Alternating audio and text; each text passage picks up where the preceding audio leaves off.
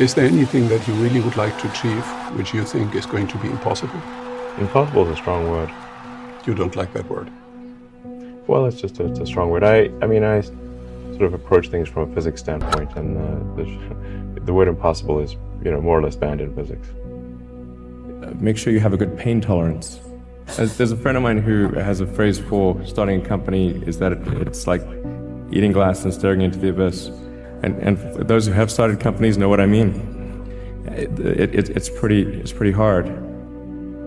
You want to do projects that are inspiring and that make people excited about the future. Life's got to be about more than just solving problems. You want to get up in the morning and say, yes, I'm looking forward to that thing happening.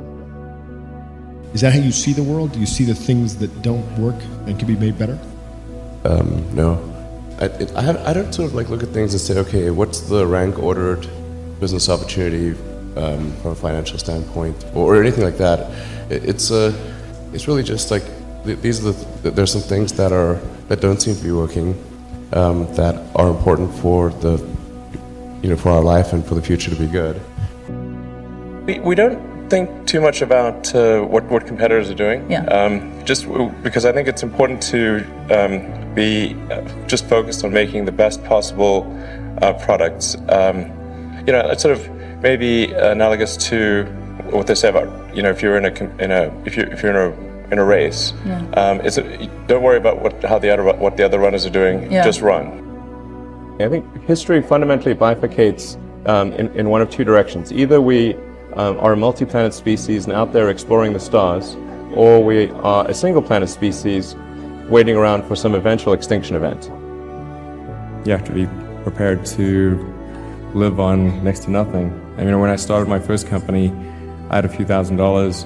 I started with my brother, and he came down from Canada, and we started this company, and we literally had a tiny amount of money. So we could either get an apartment or we could get an office, and the office was cheaper.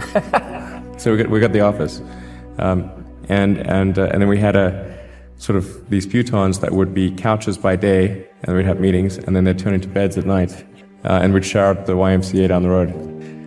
That's low burn rate, basically. So if you're starting a company, really focus on having a low burn rate. What is the one thing that has surprised you about your life?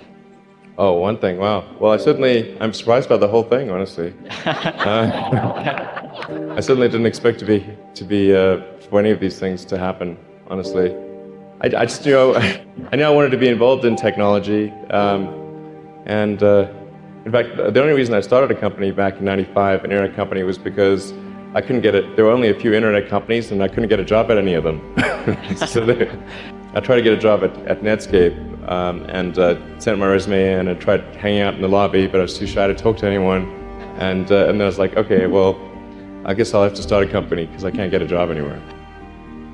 The thing that gets me most fired up is that creating a self-sustaining civilization on Mars, it would be the greatest adventure ever in human history. It would be so exciting to wake up in the morning and think that that's what's happening. When do you think you'll be able to achieve the aspiration of SpaceX of actually moving people to a place like Mars? Well, I think we could probably send the first person in about 12 years. Wow. Will you be that person? Only if I'm confident that SpaceX will be fine if I die. That's, if I was confident that the mission would continue if I wasn't around, then I would do it.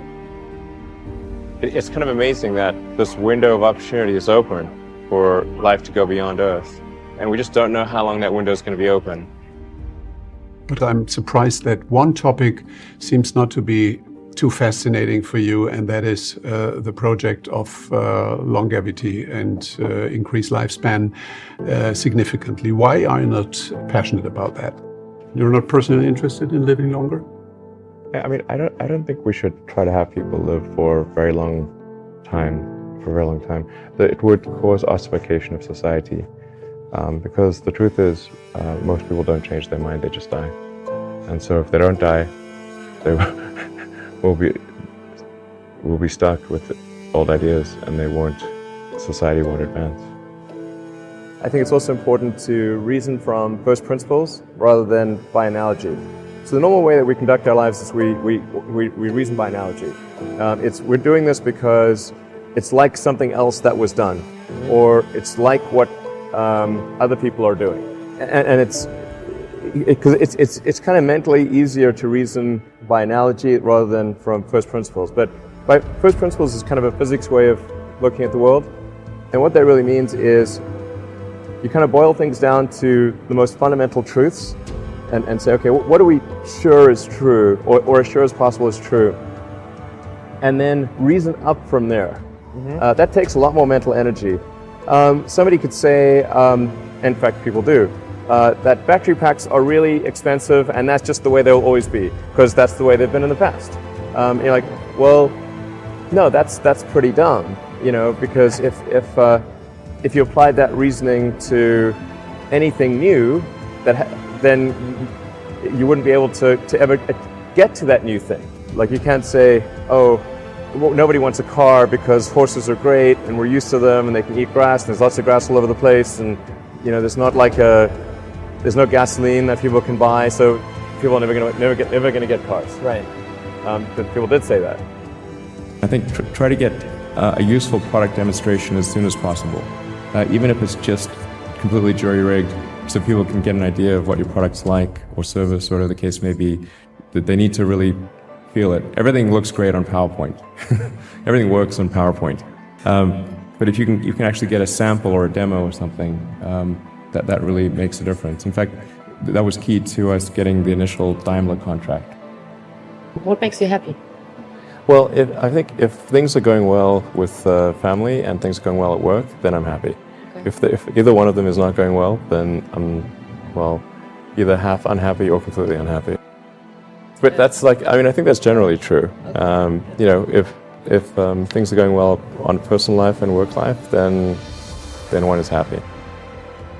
The biggest mistake in general that I've made, and I'm trying to correct for that, is to put too much of a weighting on somebody's talent and not enough on their personality. And I've made that mistake several times. In fact, then I'd say, oh, gee, I'm not going to make that mistake again, and then I would make it again. And I think it actually matters whether somebody has a good heart. It really does. And I've made the mistake of thinking that sometimes it's just about the brain. I think we really just got this, consciousness, like this little candle of consciousness, like a small light in the void. And we don't want that small candle in a vast darkness to be put out.